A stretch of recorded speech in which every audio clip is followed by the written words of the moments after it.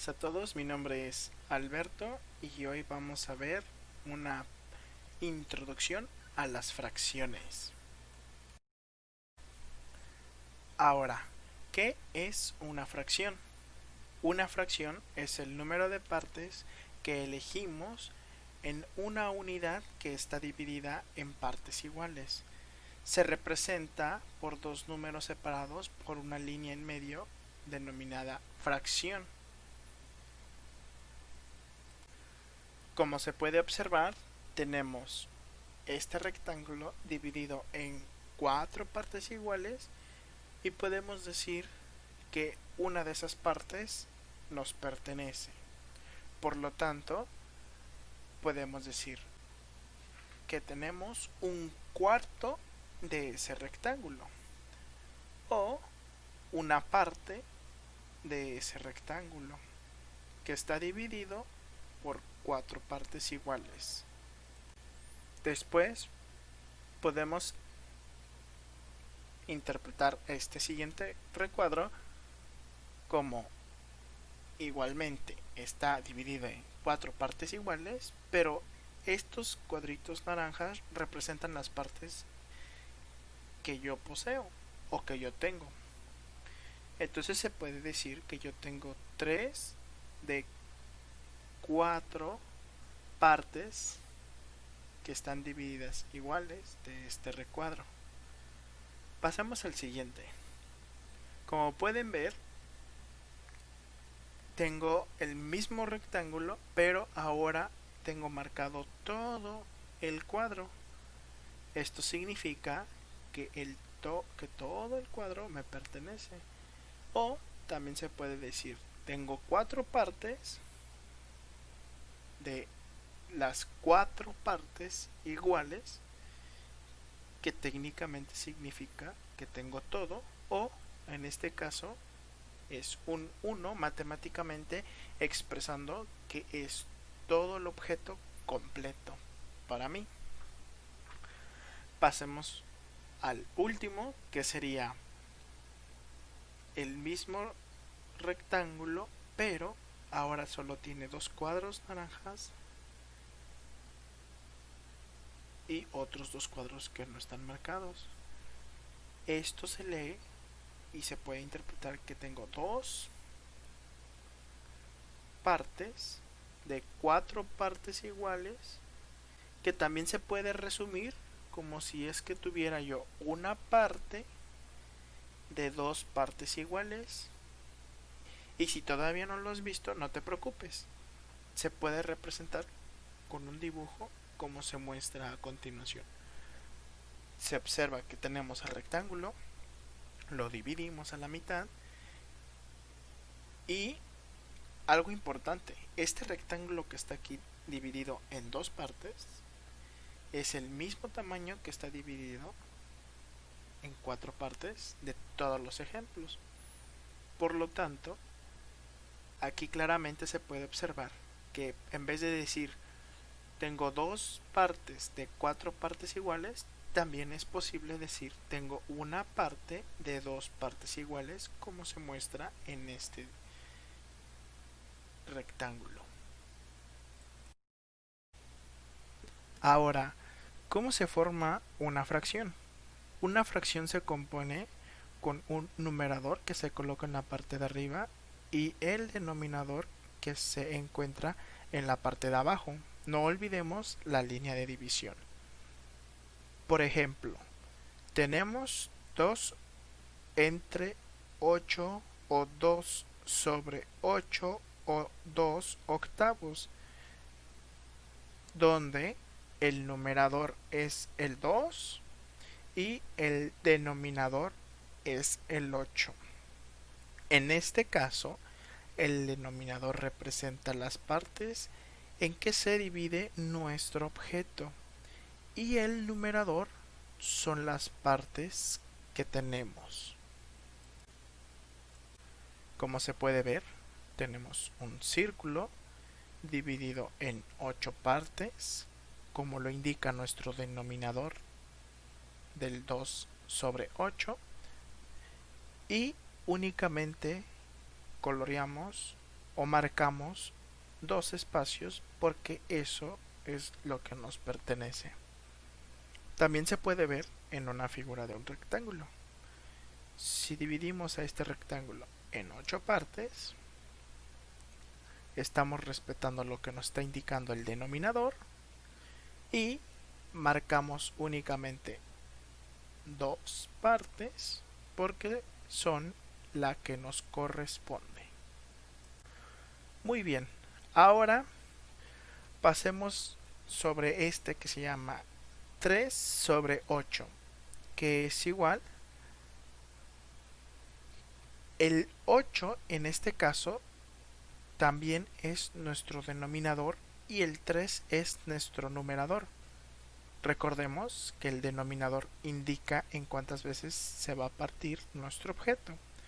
Nuestro círculo se va a partir en 8 partes y nuestras partes que nos van a pertenecer está indicada por el numerador, que es el 3. También podemos representarlo con un rectángulo igual dividido en 8 partes, pero únicamente marcando 3 pedacitos que nos pertenecen. Ahora tenemos 2/5. Aquí nuestro denominador y nuestro numerador cambiaron. Nuestro nuevo denominador es 5 y nuestro numerador es 2. Para esto ocupé una figura que se le llama pentágono. En este se pueden dividir en 5 triángulos iguales y como a nosotros únicamente nos pertenecen 2 partes de todas esas 5 partes en total, marcamos únicamente 2. Si se dan cuenta, en este caso el denominador, que es 5, hizo que mi figura se dividiera en 5 partes iguales. Hay que tener en cuenta ese detalle de información. O también lo podemos representar con un rectángulo. Este rectángulo está dividido en 5 partes iguales y se le está marcando con 2 partes porque son esas las que nos pertenecen o las que el numerador nos indica que son 2. Pasemos ahora a que en nuestro numerador sea 1 y que nuestro denominador sea 2. Esto significa que nuestro denominador nos está indicando que nuestra figura ahora se va a dividir en 2 partes iguales. Y nuestro numerador, que es 1, significa que vamos a agarrar una de esas 2 partes. Tenemos este círculo que está dividido en 2 partes iguales y marcamos únicamente una de esas 2 partes, la cual corresponde al numerador. Ahora pasamos a un rectángulo donde tenemos la división en partes iguales y únicamente marcamos la que indica el numerador, que es 1. Pasemos ahora a este que nuestro numerador es 1 y que nuestro denominador va a ser ahora 3. Esto va a ser igual a que tenemos este triángulo y lo vamos a dividir en 3 partes. Ahora, si se dan cuenta, estas 3 partes que están divididas son definidas por el denominador y el numerador nos indica que debemos de tomar una de esas 3 partes. Por lo tanto, vamos a marcar este punto como el que nos pertenece. Y de igual manera, el rectángulo nuevamente podemos partirlo en 3 partes iguales y únicamente seleccionar uno porque ese es el número que nos indica el numerador. El numerador me está indicando en este momento que debo de elegir nada más uno, marco 1. Si el denominador me dice divide tu figura en 3, la divido la figura en 3 partes iguales.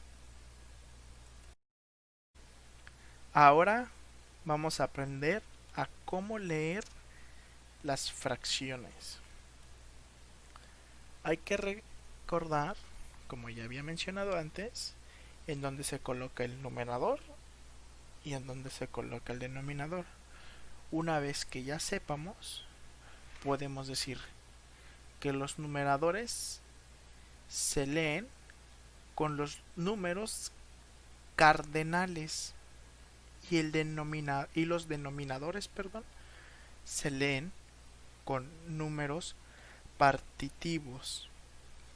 Los números cardenales que corresponden a los numeradores serían 1, 2, 3, así sucesivamente, llegar a 10 y continuar pasando por 24, 25, etcétera.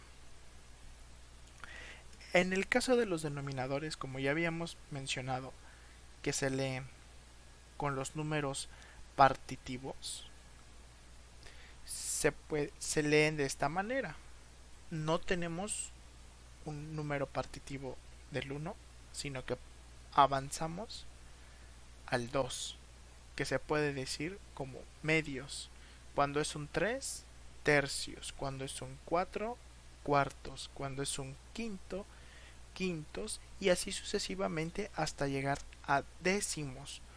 Porque cuando ya es mayor que un 10 que representan los décimos, a partir del 11 se le va a agregar la frase, la terminación avos. Entonces, el 11 sonaría de esta manera: onceavos, doceavos para el 12. Para cuando tengamos un 15 se diría quinceavos.